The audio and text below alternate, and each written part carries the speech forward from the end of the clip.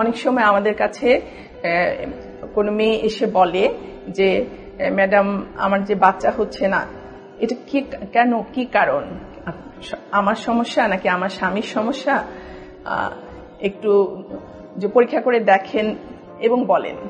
তো আমরা সাধারণত দেখতে পাই যে শতকরা 30-35% ক্ষেত্রে মেয়েদের সমস্যার কারণে গর্ভধারণ হয় না, আবার 30-35% ক্ষেত্রে পুরুষের বা স্বামীর সমস্যার কারণে গর্ভধারণ হয় না, আবার কিছু ক্ষেত্রে 20%-এর মতো ক্ষেত্রে স্বামী স্ত্রী দুজনেরই সমস্যা থাকে, আবার হয়তো 10%-এর ক্ষেত্রে আমরা পরীক্ষা নিরীক্ষা করে কারোর মধ্যেই কোনো সমস্যা খুঁজে পাই না, কিন্তু গর্ভধারণ হচ্ছে না।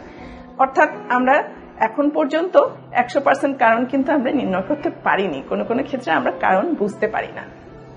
তো যাই হোক, তো সেক্ষেত্রে মেয়েটাকে একা দায়ী করা যাবে না। আবার মেয়েদের সমস্যার মধ্যে বিভিন্ন রকমের সমস্যা আছে, যেমন তার ডিম্বাণু তৈরি না হওয়া বা ওভুলেশন না হওয়া, তারপর হচ্ছে তার ডিম্বনালীতে কোনো সমস্যা, কোনো সাধারণত ইনফেকশন বা জীবাণু সংক্রমণের কারণে টিউব ব্লক হয়ে, ডিম্বনালী বা টিউব ব্লক হয়ে গর্ভধারণে বাধা দেয়।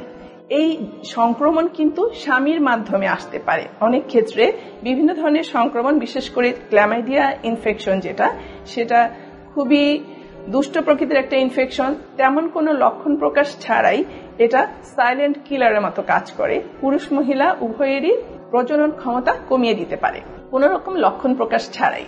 তাহলে আমাদেরকে ইনফেকশন স্ক্রিনিং করতে হবে এবং সেটার চিকিৎসা করতে হবে।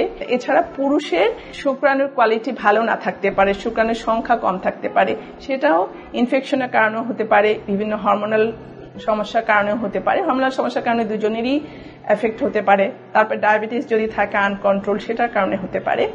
আর কোন কোন ক্ষেত্রে তো আমরা দুদিকেই সমস্যা পেতে পারি। জরায়ুর সমস্যার জন্য খুব বেশি ক্ষেত্রে হয় না, তবে মাঝে মাঝে জরায়ুতে টিউমারের কারণে অথবা ওভারিতে এন্ডোমেট্রিওসিসের কারণে বা জরায়ুতে অ্যাডিনোমায়োসিসের কারণে বন্ধ্যাত্ব হতে পারে।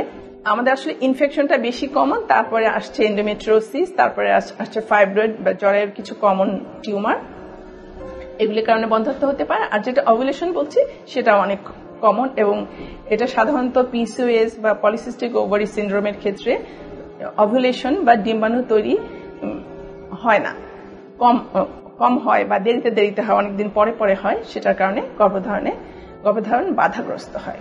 আপনাদের স্বাস্থ্য বিষয়ে সচেতন করার জন্যই আমাদের এই আয়োজন। তাই প্রতিনিয়ত স্বাস্থ্য বিষয়ে বিভিন্ন টিপস পেতে আমাদের চ্যানেলটি সাবস্ক্রাইব করুন এবং বেশি বেশি লাইক ও শেয়ারের মাধ্যমে সবাইকে আমাদের সঙ্গে সংযুক্ত হবার সুযোগ করে দিন। ডায়াবেটিস চিকিৎসায় 3D বলে একটি কথা আছে। এই 3D কি? 3D মূলত ডায়েট, ডিসিপ্লিন এবং ড্রাগস। আপনি কিভাবে ডিসিপ্লিন মেনে চলবেন, আপনি কি ওষুধ গ্রহণ করবেন এবং আপনার খাবার দাবারের নিয়ম কেমন হবে, এ বিষয়ে সঠিক পরামর্শ দিতে পারবেন ডায়াবেটিস রোগ বিষয়ে অভিজ্ঞ একজন চিকিৎসক। তাই এ বিষয়ে সমন্বিত সেবা দিতে আমরা রয়েছি আপনার পাশে।